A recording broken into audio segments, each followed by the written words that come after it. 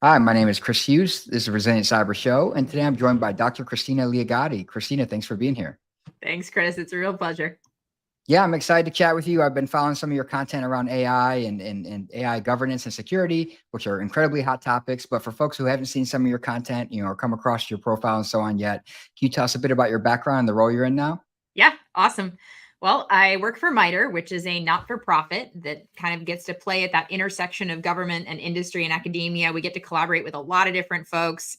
It's actually a fairly decent-sized organization too. We're over 10,000, so we get to work across a lot of different technical sectors as well. But in MITRE, I run our Trustworthy and Secure AI department, which is a group of about 55 folks focused on this whole new and evolving landscape around AI assurance and trust and responsibility, right? And within that, I also lead MITRE ATLAS, which is our big community collaboration around AI security, and really has been one of the most really fun projects that I've ever gotten to work on in my 8 years at MITRE, because over the last 5 years, we've been able to build out this big community collaborative around Atlas to help the community at large, right? Both government and industry make progress on these AI security challenges by kind of taking the threat landscape and breaking it down into more generalizable bite-sized pieces that folks can then, start to understand in a more consistently generalizable way, and then actually start to solve some of the challenges that they're faced with those new threats. Yeah. So for folks that haven't read or looked at the Atlas project quite yet, how exactly did it come about, and how did you get the opportunity to be a part of it? Like, I've dug in recently, and it's a great resource. I published an article about it recently. I'll share with folks, but it reminded me of other efforts like OWASP LLM Top 10 or OWASP AI Exchange. There's other frameworks out there from NIST and folks like that. How did this one come about, and how's it going so far? Yeah, definitely. Atlas was very much originally inspired by the traditional MITRE ATT&CK Matrix, which has been a tool that much of the cyber community has used to get a handle on traditional cyber threats over the last 10 plus years. So when we first started having some conversations with different folks in industry and a particular government sponsor about 5 years ago, one of the ideas that we came up with in that conversation was to create the Atlas Matrix to better characterize these new AI security threats that were starting to continually rise and evolve about 5 years ago. So we started with that. And that original conversation led to a very raw version of what is now the Atlas Matrix. It was just a very basic spreadsheet on GitHub.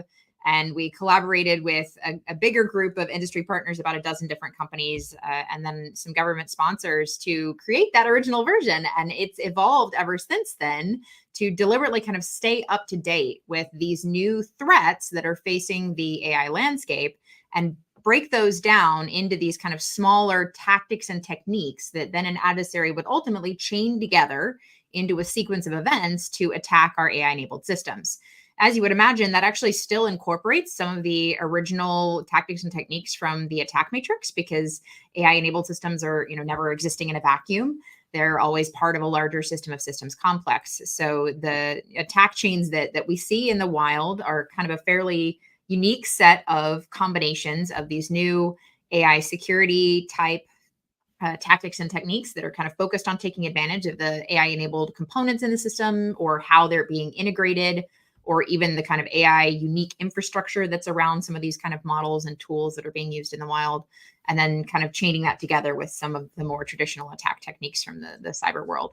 And that is the kind of core purpose of the Atlas Matrix itself and the public facing website. And then over the last 5 years, we've built out a bunch of different lines of effort underneath that to make the matrix more actionable. So there have been a lot of different things that we've put out, including the mitigations page on the Atlas website, and AI Security 101 for folks that are just starting to come up to speed on all of this. And then a bunch of additional resources like our threat emulation tools, and then incident and vulnerability sharing elements that I can dig into a little bit more later on. Yeah, first off, the additional resources are amazing. I'm going to share those in the show notes in the post so people can check them out. The one-on-one security piece, the mitigation piece. So it's not just, hey, here's this threat, here's this risk. It's like, here's what you can actually do about it. Here's some recommendations, right? How to go about mitigating it. And, I also love that as I went through it, for someone who's been in cyber for a while, I was like, oh, this is familiar, right? I've seen this before. But there are some nuances to AI's piece. Some of the particular tactics and techniques. I'm like, oh, this is new. This is, obviously novel and kind of specific to the AI realm. And so I love that it's kind of a mix of things that we've heard and seen before, as well as some new things to consider when it comes to AI. So it's a really amazing resource. And as you said, it kind of walks through that attack chain of reconnaissance, information gathering, exploitation, et cetera. So I wanted to ask, as we look at this landscape, our organizations are increasingly adopting AI, LM, and Gen AI, et cetera. And, we're trying to keep up, right, on the security side. And we're still fleshing out some of the fundamental things, the fundamental risks and threats and vulnerabilities. Why is it so important to have like a standardized way to characterize all this? Yeah, I mean, the same way that attack has been useful to the cyber community for the last 10 plus years, being able to break down a security problem into some kind of repeatably understood and then kind of paired with mitigations type chunks, right? Like you can break it up into pieces. It makes the problem a lot easier to deal with, especially in a repeated fashion over time. So that's the same thing that we've seen with the AI security community that's been rapidly coming up to speed. And especially with the threat landscape evolving as quickly as it has, it's been a lot easier for folks to kind of understand that information, right? Like at this mid layer of detail, you brought up like the OWASP top 10 earlier, right? Like there are different resources across the community, including that like AI Security 101 page, right? That are more like introductory, like higher level, like here's what you need to start looking at as you start to worry about AI security concerns, or maybe this is why you need to worry about AI security concerns. Atlas is more that mid layer down of starting to break it into pieces that folks can then start to be a little bit more actionable with. But even more than that, one of the major lines of efforts that we've been building out over the last several years has been to take it down to the next layer down from there with a lot more of this kind of data-driven information at scale. Because it's definitely something that we need to be able to continue to arm the community with the information they need to actionably start to deal with these threats in a repeatable, well-understood way. Yeah, as you said this, I started laughing a little bit because you talked about the data-driven approach. And as Yeah. people dig into Atlas, one thing they'll notice is there's a robust set of use or case studies showing like real world scenarios, research-driven scenarios, for example, where things can be done or have been done, or there's been a real world impact on an organization. Because when we look at the AI landscape, I'm sure you know this, there's a lot of, kind of hype and buzz and dare I say FUD, right? Fear, uncertainty, and doubt.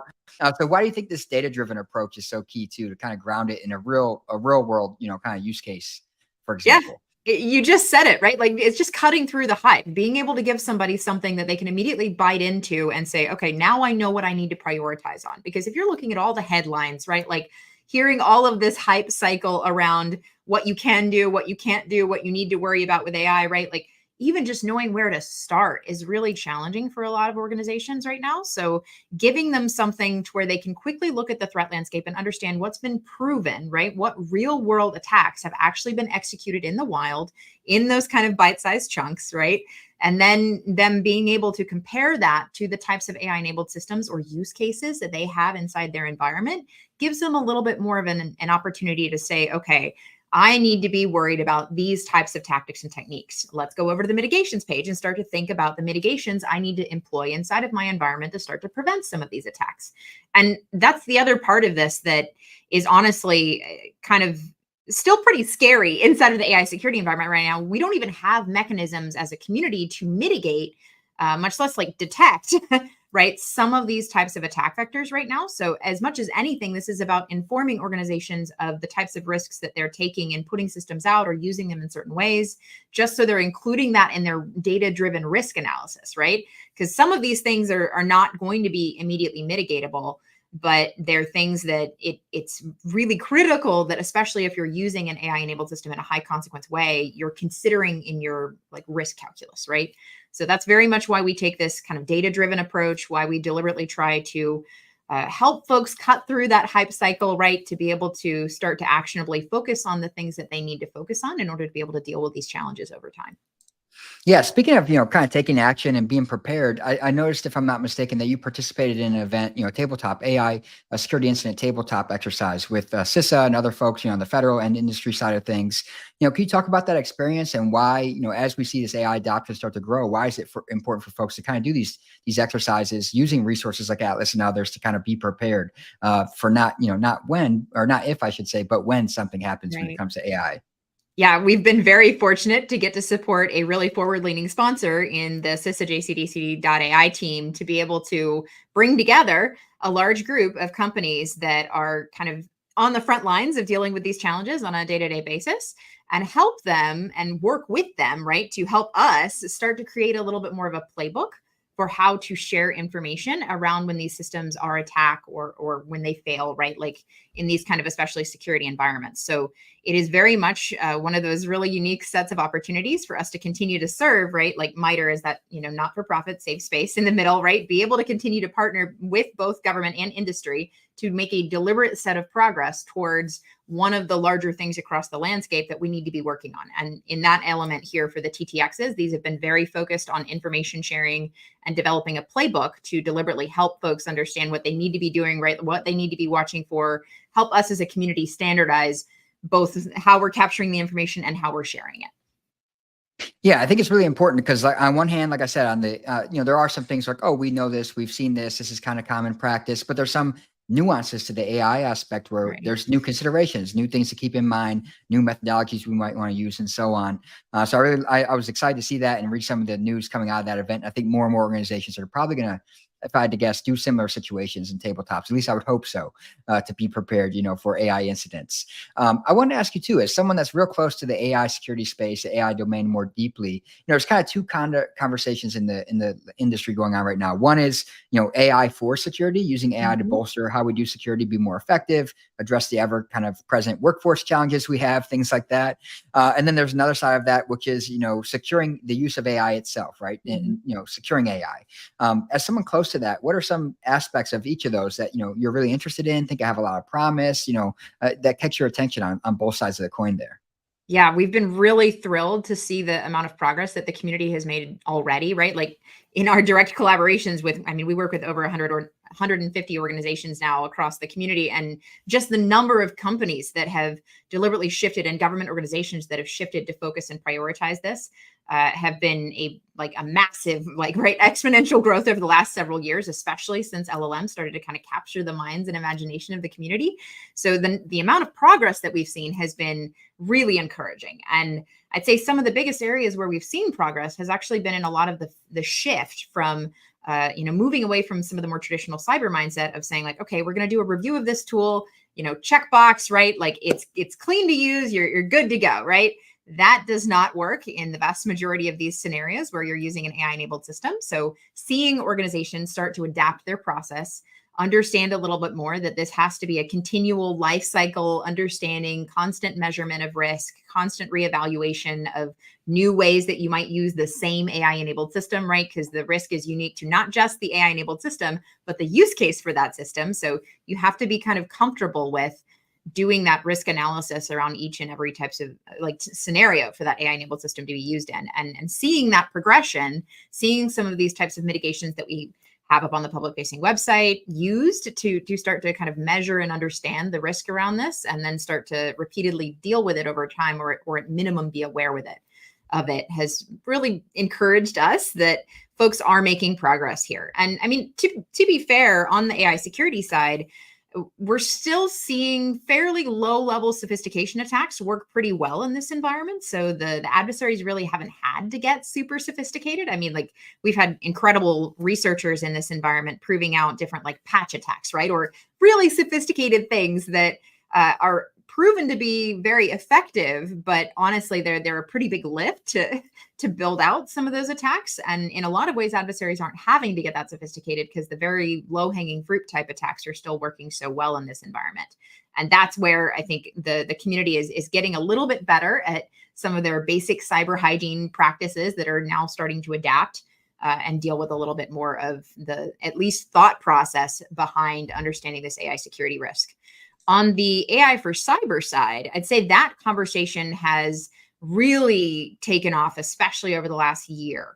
As the LLM side of things, right? Starting to think about agentic architecture and what that can do for the traditional cyber world has a lot of people excited. There's definitely some limitations. I really don't think the cyber community needs to be too worried about, losing all of their jobs anytime soon, because there's some obvious limitations to what these systems can do inside of these environments. You're not going to just suddenly have an entirely AI-enabled adversary that can, execute massive numbers of really sophisticated attack patterns. But they can be useful in and have been proven already to be very useful for more simple things like drafting a phishing email or something, right? Things that we used to be a little bit more relaxed about being able to detect by, looking for spelling errors or formatting or grammar issues or those kinds of things. And LLMs are fantastic at working through those problems for us. So I've heard numbers of like upwards of 80 times the previous numbers of like sophisticated phishing emails entering different companies' environments over the last 6 to 9 months since adversaries started incorporating AI-enabled systems into their attack chain. So it's definitely going to continue to become more of a thing, but I also don't think that it's something that, is going to immediately change the landscape within the next, couple of months, right? Like we have a little bit of time. There's a proactive window on both sides of this problem.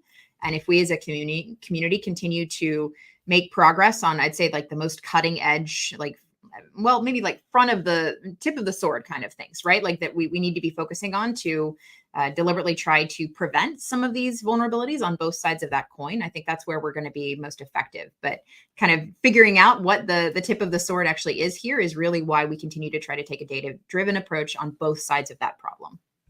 Yeah, so many great points there. The data-driven approach in terms of how we prioritize and focus our attention in the areas where we think will have the most, impact and return on value and return on investment. And then the aspect you brought up about as cool as it is to think about the novel, nuanced, really highly sophisticated attacks and techniques. We know that the age-old, kind of hackers don't hack in, they log in, like credential compromise, asset inventory, things like this are still fundamental pervasive problems that we need to address, right? Including when it comes to AI and AI security. So I'm glad you brought that up because it can be easy to focus on the next shiny thing, right, and forget about the fundamentals for sure. I also wanted to ask you, you've kind of advocated and emphasized, the role of the community in this. And like MITRE has taken a very collaborative approach of how they've done Atlas, as well as many other initiatives like Attack and so on. When you look at this space, what are some of the key opportunities and open questions right now that you think the community can kind of get involved in and get engaged in, provide feedback on as we look at AI security? Yeah, absolutely. Atlas would not exist without the community. And I mean, the whole purpose of it is to serve the community, right? So it is very much a community-driven approach. And one of the major things that we've even like taken inspiration from has not just been like the more traditional attack world, but also things like CVE and CWE that MITRE also operates for a lot of the community, or even things like the ASIAS database, which is another kind of incident-focused database that we, again, kind of serving in that safe space in the middle kind of role, operate for the FAA and like the aviation community, right? So we're deliberately kind of building off of things that have worked well in the past, like those kinds of models that MITRE still operates, but also deliberately trying to kind of engage the community on what they need the most in order to deal with some of these challenges, right? So that's why so many of these like different Atlas lines of effort are very much based on the questions and the needs that we're seeing and hearing from across the community members that are very involved or like deliberately focusing on AI security to a certain extent. So I definitely see this like large landscape of problems on the AI security front as something that we continually need more and more people involved in. And that's also why like I'm continually thrilled when I see more organizations standing up to focus on this, even like, partnering with other collaborative groups like OWASP, like ML Commons, right? Like even like the new COSI collaborative that was just launched, like there are more than enough problems on the table that I think if we start to just break them up into different components and everybody's working on different pieces of that problem, that means that we're all continually kind of rising together. So this is very much a community-driven aspect. And why I still feel confident that we've got a really good shot, right, at mitigating these kinds of risks that are facing the entire community as a whole. And that's exactly why we're focused on this incident sharing effort right now, which is continually designed to, give folks an environment where they can share their sensitive organizational data with MITRE as that safe space third party in the middle, right? Like under a very lightweight information sharing agreement.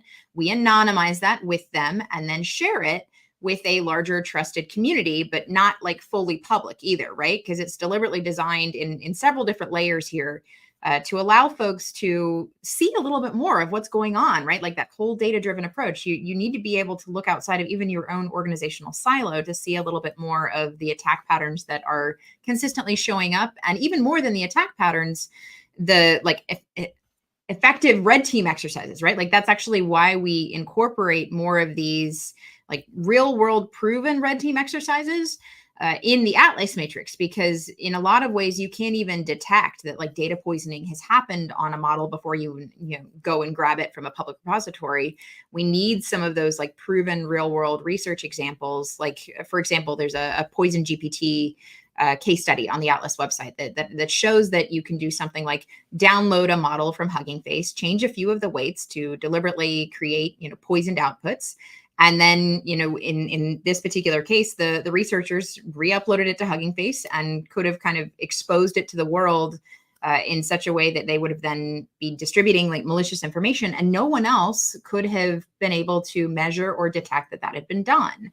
And it's those kinds of challenges that are like proven to be effective in a real world environment that we deliberately try to capture as red teaming case studies inside like exercises, right? Like in the Atlas Matrix as well, to continue to try to help folks see both sides of that, see the both the hypothesized and the demonstrated kind of attacks that are potentially affecting their systems in the wild, have that data-driven approach so they can really see that data at large and then be part of the larger collaborative community to start to deliberately inform where we're going to start to fill in some of these gaps next in the larger set of efforts that we have going on around Atlas. Yeah, I love the intentionality of that, of bridging the theory, right, of this could happen, this is a potential risk or threat or vulnerability, et cetera, to like, here is what has happened, has been demonstrated as possible, and maybe, as you point out, has actually impacted other organizations, whether it's within your industry or another industry, unrelated to you. People being in a position to kind of share that information in a safe space, as you said, so you can kind of draw insights to TTPs and mitigations and things like that, so you can bolster your own organization's security posture when it comes to similar types of attacks, is really key there. And something else that you said that made me think of something is, it's funny how there's so many parallels to, in some ways, and you talk about this within Atlas, is the software supply chain attack space, where I've spent a lot of time the last several years, to the AI space, especially with open source models and things like that. There's a lot of parallels of open source software threats and risks, and then open source AI models and things like that. So I found that very, very interesting as well when I dug into the Atlas project. So I want to ask, we're coming up to the end here. For folks that want to learn more about Atlas and some of the work MITRE is doing around AI and AI security more broadly, where should they go? Where can they get started? You've dropped some of the resources here, but if you could provide those again for folks. Yeah, absolutely. So the atlas.mitre.org website is where you can go to get started. That has the AI Security 101 page. There's a resources tab with links to the GitHub page where all of our tools are open sourced, and all of the different resources are there for you to start to take advantage of. Beyond that, we also have a Slack space for you to get engaged in the conversations around where we're headed, what you're seeing, what you're concerned about, what you can get started with, right? Or even just engaging with your peers and other organizations. That Slack space is where you can have some of those informal conversations. So get involved in that. There's a link again on the Atlas website where you can start to join in there. And then if you want to be involved in like deliberately helping us build out some of these lines of effort, one of the other things that we're deliberately focusing on that you actually just brought up, Chris, about the kind of supply chain side of this, is where we're also working on launching a rebranded version of the AI risk database, because we just took that over just a few months back and are kind of relaunching that. And its original inspiration is kind of based off of VirusTotal to help folks capture the vulnerability side of this, right? Because we've been working pretty closely with the CVE and CWE boards and communities to deliberately try to kind of help folks see what falls inside of the scope of those existing collaboratives and what falls outside of it, because there's still actually a significant number of vulnerabilities and weaknesses that fall outside of the scope of some of the tools that we're already using as a community. So we're launching the AI risk database as another tool for folks to continue to get involved in, to help capture the vulnerabilities, in addition to the incident sharing effort that I mentioned earlier, mitigations, our threat emulation tools are on the GitHub page as well. So a lot of resources out there. Start looking through them, reach out to us. There's a contact email on the webpage there. It's atlas@mitre.org that comes directly into me and my team. We would love to have you all involved. Thank you so much. So as you said, atlas.mitre.org, folks, dig into the tools, the resources, the community. As you heard, so many different things you can get involved in or lean on and start to use within your own organization. And Dr. Liaghati, thank you so much for coming to chat with us today. Thank you, Chris. I really enjoyed it. Take care.